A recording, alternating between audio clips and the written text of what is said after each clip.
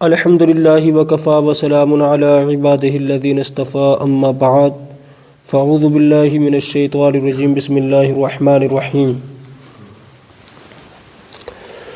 وَكَذَلِكَ جَعَلْنَاكُمْ أُمَّةً وَسَطًا لِتَكُونُوا شُهَدَاءَ عَلَى النَّاسِ وَيَكُونَ الرَّسُولُ عَلَيْكُمْ شَهِيدًا وَمَا جَعَلْنَا الْقِبْلَةَ الَّتِي كُنْتَ عَلَيْهَا إِلَّا لِنَعْلَمَ مَنْ يَتَّبِعُ الرَّسُولَ مِمَّنْ يَنْقَلِبُ عَلَى عَقِبَيْهِ وَإِنْ كَانَتْ لَكَبِيرَةٌ إِلَّا عَلَى الَّذِينَ هَدَى اللَّهُ وَمَا كَانَ اللَّهُ لِيُضِيعَ إِيمَانَكُمْ إِنَّ اللَّهَ بِالنَّاسِ لَرَءُوفٌ رَحِيمٌ۔ ترجمہ کنز الایمان۔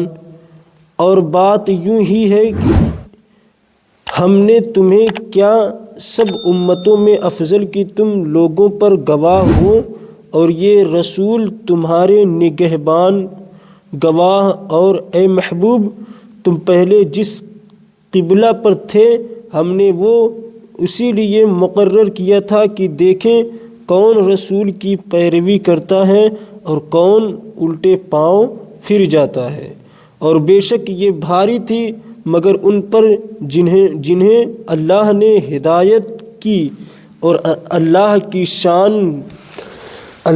شان نہیں کہ تمہارا ایمان اکارت کرے، بے شک اللہ آدمیوں پر بہت مہر والا ہے۔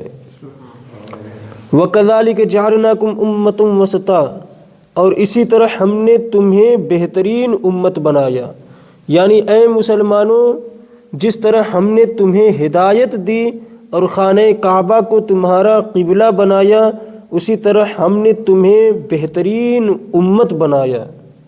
حضور پرنور صلی اللہ تعالیٰ علیہ وسلم کی امت زمانہ کے لحاظ سے سب سے پیچھے ہے، اور مرتبے کے لحاظ سے سب سے آگے یعنی افضل ہے۔ افضل کے لیے یہاں وسط کا لفظ استعمال کیا گیا ہے، اور عربی میں بہترین کے لیے بھی وسط کا لفظ استعمال ہوتا ہے۔ لِتَكُونُوا شُهَدَاءَ، تاکہ تم گواہ ہو جاؤ۔ مسلمان دنیا و آخرت میں گواہ ہیں۔ دنیا میں تو اس طرح کی مسلمان کی گواہی مومن و کافر سب کے بارے میں شرعاً معتبر ہے، اور کافر کی گواہی مسلمان کے خلاف معتبر نہیں۔ نیز اللہ تعالیٰ کے فضل سے مردوں کے حق میں بھی اس امت کی گواہی معتبر ہے، اور رحمت و عذاب کے فرشتے اس کے مطابق عمل کرتے ہیں۔ چنانچہ بخاری شریف میں حضرت انس بن مالک رضی اللہ تعالیٰ عنہ سے روایت ہے کہ صحابہ کرام رضی اللہ تعالیٰ عنہم کے پاس سے ایک جنازہ گزرا تو انہوں نے اس کی تعریف کی۔ نبی کریم صلی اللہ تعالیٰ علیہ وسلم نے فرمایا واجب ہو گئی۔ پھر دوسرا جنازہ گزرا تو صحابہ کرام رضی اللہ تعالیٰ عنہم نے اس کی برائی بیان کی۔ حضور پرنور صلی اللہ تعالیٰ علیہ وسلم نے فرمایا واجب ہو گئی۔ حضرت عمر فاروق رضی اللہ تعالیٰ عنہ نے دریافت کیا یا رسول اللہ صلی اللہ تعالیٰ علیہ وسلم کیا چیز واجب ہو گئی؟ ارشاد فرمایا پہلے جنازے کی تم نے تعریف کی اس کے لیے جنت واجب ہو گئی، اور دوسرے کی تم نے برائی بیان کی اس کے لیے دوزخ واجب ہو گئی۔ تم زمین میں اللہ تعالیٰ کے گواہ ہو، اور آخرت میں اس امت کی گواہی یہ ہے کہ جب تمام اولین و آخرین جمع ہوں گے اور کفار سے فرمایا جائے گا کہ کیا تمہارے پاس میری طرف سے ڈرانے اور احکام پہنچانے والے نہیں آئے، تو وہ انکار کریں گے اور کہیں گے کہ کوئی نہیں آیا۔ حضرات انبیاء علیہ السلام سے دریافت فرمایا جائے گا تو وہ عرض کریں گے کہ یہ جھوٹے ہیں، ہم نے انہیں تبلیغ کی ہے۔ اس بات پر انبیاء کرام علیہ السلام سے کافروں پر حجت قائم کرنے کے لیے دلیل طلب کی جائے گی۔ وہ عرض کریں گے کہ امت محمدیہ ہماری گواہ ہے۔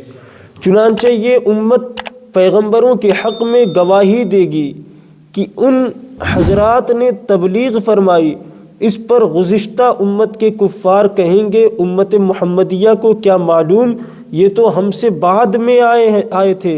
چنانچہ امت محمدیہ سے دریافت فرمایا جائے گا کہ تم کیسے جانتے ہو؟ وہ عرض کریں گے کہ یا رب عز و جل، تو نے ہماری طرف اپنے رسول محمد مصطفیٰ صلی اللہ تعالی علیہ وسلم کو بھیجا، قرآن پاک نازل فرمایا، ان کے ذریعے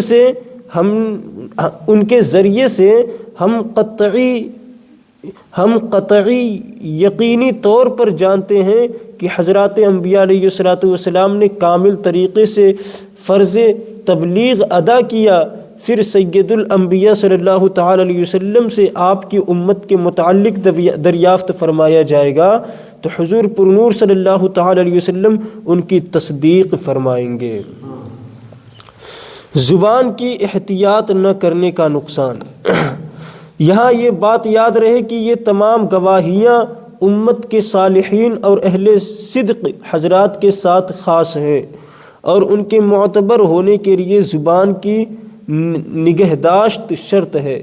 جو لوگ زبان کی احتیاط نہیں کرتے اور بے جا خلاف شرع کلمات ان کی زبان سے نکلتے ہیں اور ناحق لعنت کرتے ہیں، صحیح حدیثوں کے مطابق روز قیامت نہ وہ شفاعت کریں گے اور نہ وہ گواہ ہوں گے۔ یعنی جو شخص زبان پر احتیاط نہیں کرتا کہ ہم کیا بول رہے ہیں، ہم کو کیا بولنا چاہیے، تو ایسے شخص کی گواہی معتبر نہیں ہے، اور ایسا شخص نبی پاک صلی اللہ علیہ وسلم کی شفاعت سے بھی محروم ہو سکتا ہے۔ وَيَكُونَ الرَّسُولُ عَلَيْكُمْ شَهِيدًا، رسول تم پر گواہ ہوں گے۔ علامہ اسماعیل حقی رحمۃ اللہ علیہ فرماتے ہیں کہ حضور پرنور صلی اللہ تعالی علیہ وسلم کی گواہی یہ ہے کہ آپ ہر ایک کے دینی رتبے اور اس کے دین کی حقیقت پر مطلع ہیں۔ آپ صلی اللہ تعالی علیہ وسلم اس چیز سے واقف ہیں جو کسی کا دینی رتبہ بڑھنے میں رکاوٹ ہے۔ آپ صلی اللہ علیہ وسلم کو لوگوں کے گناہ معلوم ہیں۔ آپ صلی اللہ تعالی علیہ وسلم ان کے ایمان کی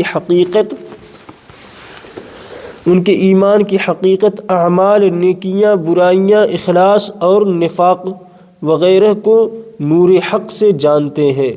ایسا ہی کلام شاہ عبد العزیز محدث دہلوی رحمۃ اللہ علیہ نے اپنی تفسیر فتح العزیز میں بھی ذکر فرمایا ہے۔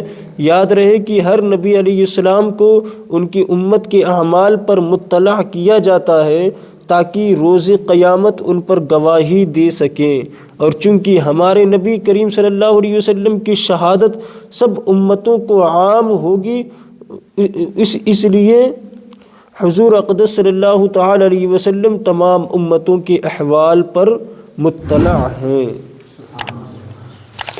وآخر الدعوانا ان الحمد للہ رب العالمین۔